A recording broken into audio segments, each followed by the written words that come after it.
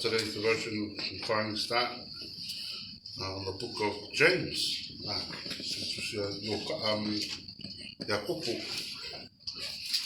Bible readers, the book of James. So who was James and what was the intention of this letter? I'll give a brief summary of this book, and hopefully we'll go into our first text, James 1, verse 1. James. So who was James and what was the intention of this letter? James, or at least that's his name in English. But if you look in the Greek, you will see his name is Jakobos, which translates to the Hebrew name Yaakov. And that's why most ancient and modern translations render his name as Jacob. But to ensure there's no confusion, we'll keep his name as James. Interesting enough, the book of James in the Kusipaia is Jakopo. And in the Tongan Tohitapu, it's Asemisi, so shout out to my Samoan Bible translator for getting close to the Greek. James, according to Matthew 13, verse 55, and Mark 6, verse 3, was the half-brother of Jesus. We know according to the scriptures that our Lord Jesus was born of a virgin birth, and then after Joseph and Mary had children. Also known as James the Just, James was not a believer at first and didn't come to faith until after the resurrection, and was described as a pillar of the church and became the head of the church in Jerusalem. James wrote this letter with the authority of one who had personally seen the resurrected Christ. In 1 Corinthians 15, verse 3 and 7. We'll quickly read those passages. I'll ask our Samoan Bible readers to read Mangere Sululima Faupetonu Seo Lauifata. So 1 Corinthians 15, chapter 15, verse 3 to 7. I'll ask our Samoan Bible readers to read through, and then I'll read our New King James Version, please. Mangere Sululima Faupetonu Seo Lauifata. Ai maua whaitau mai ia. Wana utuina tia te utume momoa. Mea kolia o kolia. Namaniu keriso masui o atata o sala. Pei utusia. Matana kolia matoi tu maile astro. Pei o uku o tusi. Na ino fo ia kefa. Na ino lea e tosi ulu matomo. Toi noa lea o ia e au suso. Lina sela ua utu. Ia o fatasi o le tote fo io ila tau. O la mai. O iona ponei. A uisi o momoe. Ona toi noa lea o ia ia koko. Ona noa lea ila au suso.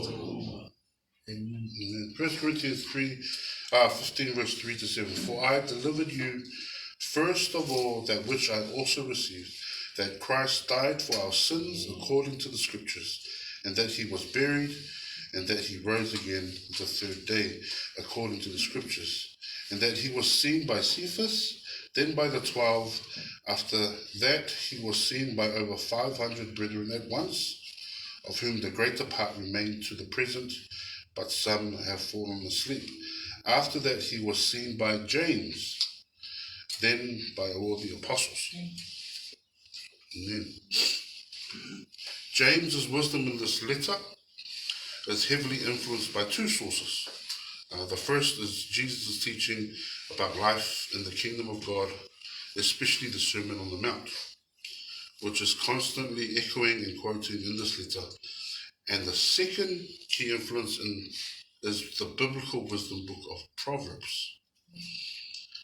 Now, there have been those that have said James wrote his epistle to combat the teachings of Paul that he emphasized works and Paul was emphasizing faith.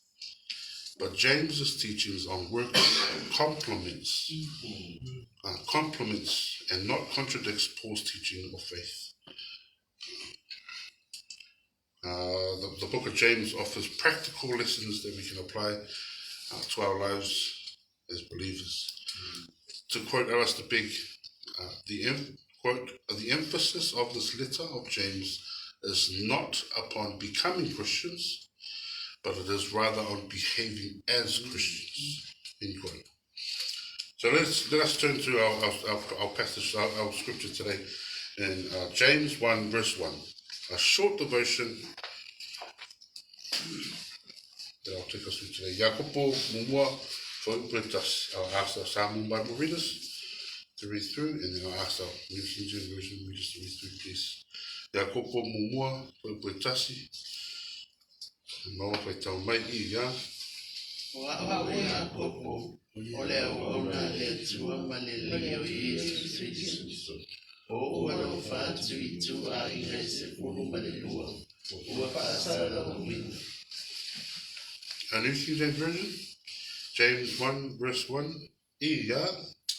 James, a bondservant of God and of the Lord Jesus Christ, to the 12 tribes which are scattered abroad, greetings.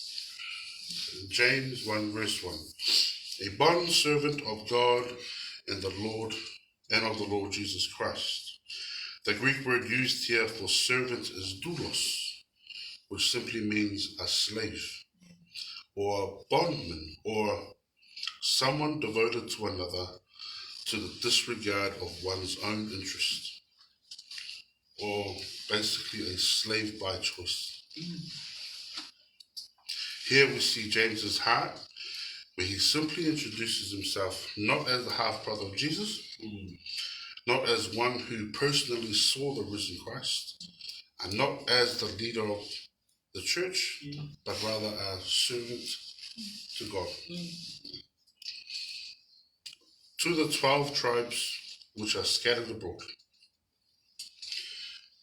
Here he is writing to the Christian believers. Now we have to remember that the early Christians were made up of mainly Jews. So it made sense that he was addressing this letter to the 12 tribes. Now it's also important to note that these were believers that knew saving faith and a faith. They knew the difference between a saving faith and a faith that doesn't. Greetings. The Greek word used here is yakiro. So I probably butchered that, but yakiro. Google it after this. Which means to rejoice or be glad.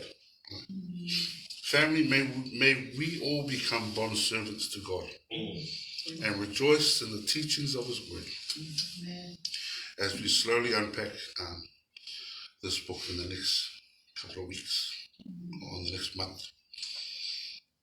So James, a bond servant of God and of the Lord Jesus Christ, to the 12 tribes which are scattered abroad, greetings.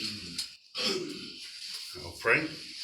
And then I'll hand it back over to our worship team. Praise the Lord. And then we'll go into silent prayer.